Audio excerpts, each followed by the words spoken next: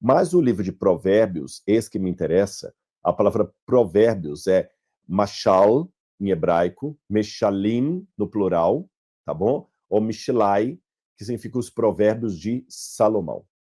Mashal pode significar em hebraico provérbio, ditado, alegoria, parábola.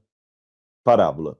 E os judeus amavam usar provérbios e parábolas, charadas, para explicar verdades para as pessoas. Os rabinos do primeiro século usavam muito os mishalim, que eu falei com você, são comparações. Você pode trazer a palavra mishalim por comparações. Pessoal de provérbios, né? Comparações, analogias, para ilustrar a Torá. E há estudos que mostram que pelo menos 1000 parábolas rabínicas são mencionadas direta ou indiretamente no Talmud. 1000. Então eles gostavam muito de parábolas. Ou seja, Jesus, ao contar parábolas, ele não era o único a fazer aquilo. Outros professores judeus, rabinos, também contavam parábolas. E a parábola tinha duas partes. Tinha a mashal, que é quando você faz a parábola, tá bom? E a nimshal, que é quando você explica a parábola ou dá a aplicação dela, a moral da história.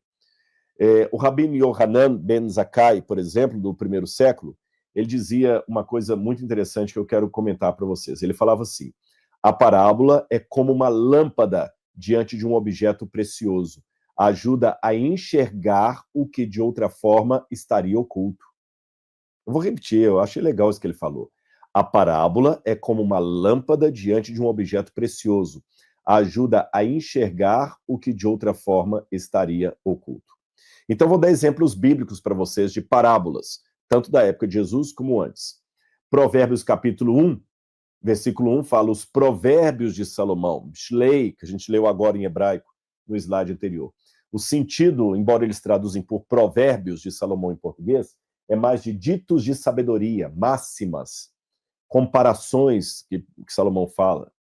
Ezequiel, capítulo 17, versículo 2, propõe um enigma. Ele fala de parábola. Vou ler para vocês essa passagem da Bíblia.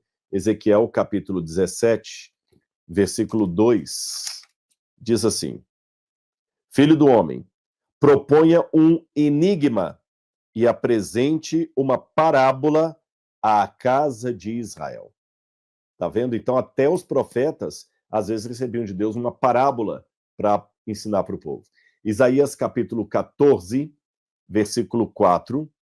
Isaías, capítulo 14, versículo 4, também diz, vou ler aqui para vocês: você proferirá esta sátira contra o rei da Babilônia. Como cessou o opressor, como acabou a tirania.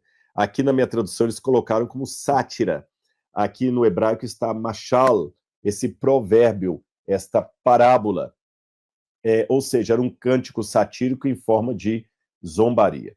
Agora, é interessante falar disso aqui, porque, perdão, às vezes acontecia o caso da parábola ter um tom anedótico, uma anedota. Na nossa cultura, quando fala de piada, de humor, geralmente as pessoas pensam em algo irreverente. Não é assim? É o show do stand-up, é a comédia que passa na televisão, é o Zorra Total. Existe até no Brasil a expressão humor irreverente. O humor é uma maneira irreverente de falar da Bíblia. Mas só que o humor também, da Bíblia não dá vida.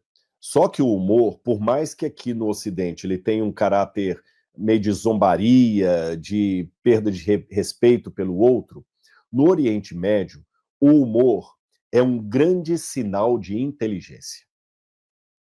Aquilo que os especialistas em palestras falam hoje, parece que os professores da época de Jesus já sabiam, que se você levar um auditório a um riso controlado, você já abriu os corações. Riso controlado. Não é você agora ficar fazendo o pessoal dar gargalhada de você, que eles vão olhar para você e não vão levar você a sério, porque tudo que você fala, eles pensam que vai vir mais uma piada aí.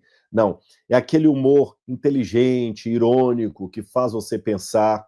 Então, o humor também fazia parte de algumas dessas parábolas.